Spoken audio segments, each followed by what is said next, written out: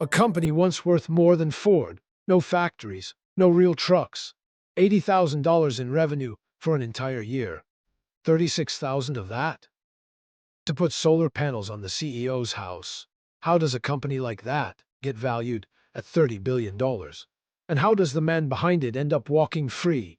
That's exactly what we're getting into. The founder grew up in Utah, no engineering degree, no background in building anything. But he could talk. And in Silicon Valley, that can take you very far. In 2014, he started a trucking company named after a famous inventor.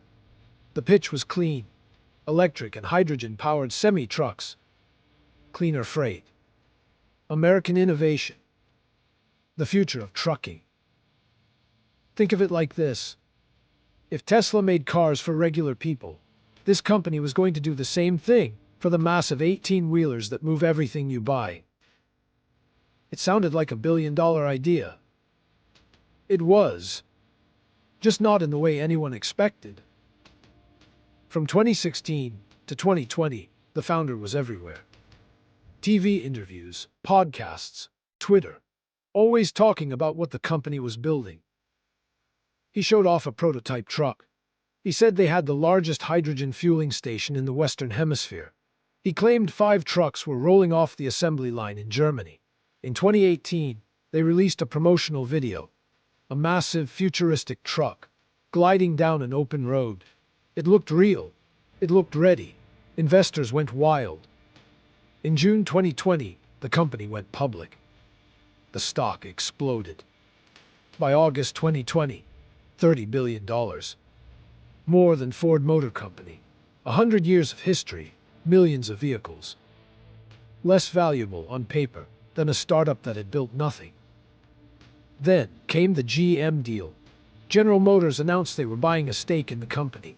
The stock jumped 50% in one day. The founder looked untouchable. Then came September 10, 2020. A research firm published a 67-page report tearing everything apart. That video? The truck in motion? The truck had no motor. They drove it to the top of a hill, hit record, and let it roll down by gravity. That was the product. The hydrogen station never existed. The prototype didn't work. The trucks in Germany never built. Within days, everything collapsed. The CEO resigned. GM pulled out. Federal investigators opened fraud cases. But here's the part that really hits. It wasn't banks or hedge funds that lost the most. Prosecutors documented regular people, retirees, workers, who put their entire life savings into this company. Some borrowed money to invest. Some lost hundreds of thousands of dollars they had spent decades saving. They believed in clean energy. They believed in the story. The story was a lie from the start. In October 2022, a jury convicted the founder on 3 counts of fraud.